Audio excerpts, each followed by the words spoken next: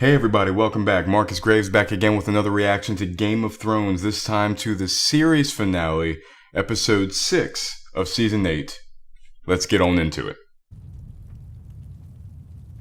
The way the shadows were cast just now kind of looked like, what do they call it? When a bomb goes off and it makes a death shadow, you know what I'm talking about. And of course the ash like she saw in her vision from the sorcerer. Peter Dinklage killing it.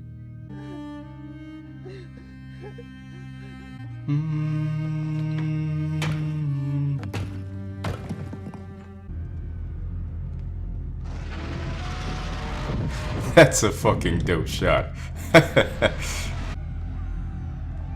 This miraculous amount of people that she has just respawned of whatever.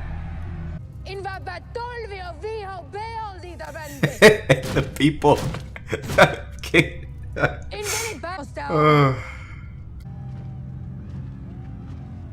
slaughtered a city.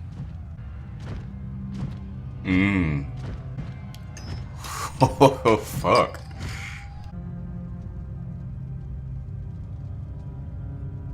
Sneaking up like a creepy bastard.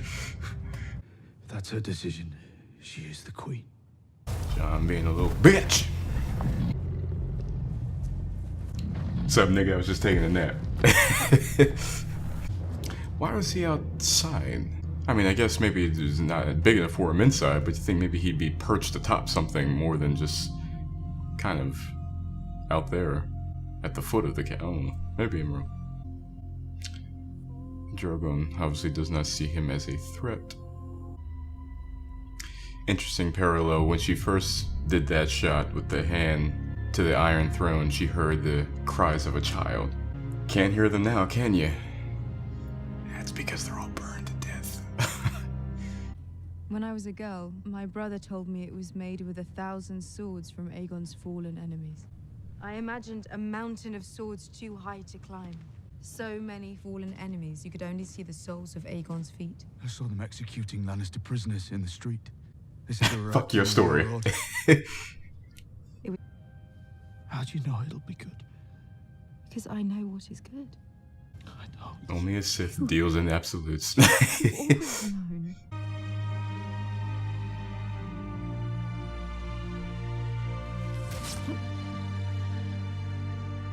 Wow. Is it really happening this early?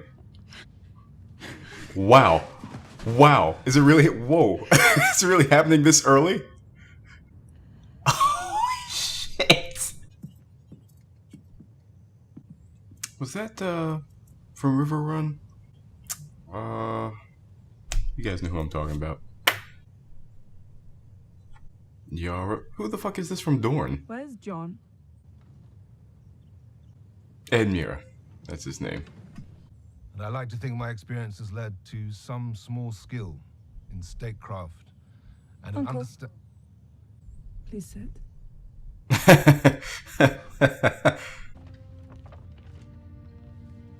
Oh, like Joffrey said about Jaime. Oh, where have all your good deeds? Brienne can write them. Great deeds, not good deeds, but great deeds.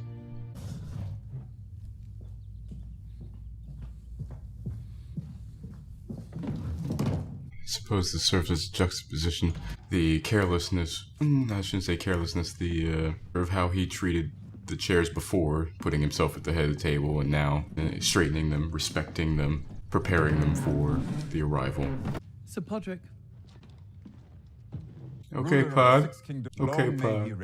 Well, ladies and gents, that is the end of the series. I will say this, before anything else, I want to applaud all of those involved with this show. From the top down, they certainly had an undertaking, these 8 seasons. The impact that this show has had on our culture this past decade is undeniable. That it propelled certain actors further into the spotlight, such as Peter Dinklage, such as Maisie Williams. I would put Lena Headey in there. I guess you could put Lena Headey in there. I knew her from Terminator: The Sarah Connor Chronicles, which she freaking killed in that, just like she did in here. But I guess in terms of the overall Lena Headey as well, and also Alfie Allen, Richard Madden, the list goes on and on. That cannot be denied. Their accomplishments this past decade cannot be denied. Game of Thrones impacted the zeitgeist. All of that being said, seasons 1 through 4 are, beyond a shadow of a doubt, the tightest, the most consistent, the most dynamic seasons of the series. Not to say that the show did not have dynamic elements in the back half of the series. I mean, Hardhome, the Battle of the Bastards, the introduction and development of the character of Ramsay Bolton, performed by Iwan Rayon, I believe that's how you pronounce his name, who really conveyed that character. So once again, then those are just a few examples, but to, once again, not to say that the back half did not have dynamic elements. As I've said before, if you've seen any of my previous reactions, you've already heard these observations. But if you are new here, first, welcome. Thank you for watching. Thank you for making it this far into the video. This back half, particularly season 7 and 8, suffered greatly from particular limitations. One being the pacing. When people talk about slow pacing or fast pacing, they usually are speaking in terms of boredom on the side of slow, or I didn't get to feel the weight of that if it goes too fast. Understand this, when I say pacing, I mean neither of those things. When I refer to pacing in story crafting, what I'm referring to is this. A story is a sequence of situations and events propelled and inhabited by characters. Situation to situation, event to event, the characters are propelling all of this. Now, when I say pacing in story crafting, that the story will convey tendons, so to speak, or threads, or conveyances that will go bring the characters from one situation to the next, to the next, to the next, to the next. If you have fast pacing in story crafting, the story is moving from situation to situation with no narrative logistics or narrative tendons that are tying them together. That doesn't mean that the destination is a poor choice or a limited choice. That means the execution of that, the execution getting there, is limited. On the flip side, slow pacing and story crafting, from situation to situation, the character trait conveyances or the situational or event conveyances begin to become redundant. For example, let's take Arya. You convey that Arya and Hot Pie are moving through this particular section, and they begin to discuss certain things, and she begins to discuss how she's not a lady, she's not this, that, and the other. That's not her. You convey that character and that characteristic, fine. The next scene, whether it be in the same episode or the next episode, you have the characters going over that same thing. Wait a second, the characters have already been through this. They're not in a new situation. There was no nuance or dynamics added to that conversation. It's literally the exact same conversation. Why are they having it again when the character of Hot Pie already knows this about her? Or Arya has already conveyed that. That's a very broad example that I can think of right at the top of my head right now. But something along those lines of slow pacing, where in the story is being redundant in the situations and the characteristic traits that it conveys.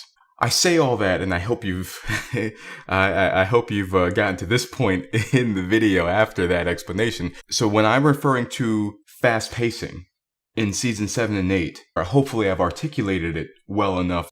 The destinations of this story, the destination of these characters, Daenerys becoming the Mad Queen, or Daenerys becoming the very thing which she sought to break. Jon coming full circle, gaining his status as not being a bastard, being a trueborn heir, to circle back around to having nothing. All of these things, all these destinations are a choice. They are neither dynamic nor are they limited. They are a choice that you're bringing the characters to. Fine. The Night King being taken out mid-season, fine. Even though those who've seen those videos know my observations on that. But for those who are new, those who, putting so much narrative weight on the walkers. from the very first season to neither truly develop them, though the previous seasons hinted at possible development. I'll get into that in a different video. But putting so much narrative weight on the walkers to then resolve that storyline mid-season in one episode. Now, decisions and destinations, fine. But the destinations are not the limitations. The limitations is how you've executed getting there. Was there foreshadowing with Daenerys and her turn there? Yes, there was. However, foreshadowing does not mean character consistency. You have foreshadowing with her lust, let's say. I'm not going to necessarily call it bloodlust, but her throne lust in season 7 when she burned Randall and Dickon Tarly. Many, including myself, mentioned that was foreshadowing during that season. Not even here, during that season, that was foreshadowing of what could happen. So that when we come to episode 5 and she's burning down King's Landing and she's burning women and children and families and everything, people say, oh, well, there's foreshadowing, see? Problem is, foreshadowing does not equal character consistency. She killed the Masters, not because, I'm going to kill them. No. She killed the Masters for a very specific purpose and crucified them for a very specific purpose. Why? Because they crucified children. She told Barristan and Jorah, I want to see, don't take them down. I want to see every single one of their faces before you take them down. Because those were her reasons to take Meereen. What has been Daenerys' one of her defining characteristics? Her dragon motherly nature. That these are her children. She locked her children away because Drogon killed one child. I know people want to bring up, well, she lost Missandei, she lost Jorah, she lost the trust, she lost faith and trust in Varys and Tyrion, she lost Viserion, she lost Rhaegal, she lost all of these things. Can't she just have it? No, because character consistency, children and their safety were her motivation, was a defining characteristic of Daenerys Targaryen. Does that mean that the destination that she arrives at in episode 5 can't be done? Hell no. Yeah, you can do it. How are you executing getting there? Because if you want the twist, you can have the twist, which you did. The problem is, once again, why would a character who went out of her way to even sacrifice her children to lock them up for killing one child now make the decision, regardless of what she's lost, regardless of it, because everything that she's lost has come at the hands of Cersei, not the women and the children. I'm not saying that as a moral decision. I'm saying that in the consistency of Daenerys Targaryen from seasons 1 to 7.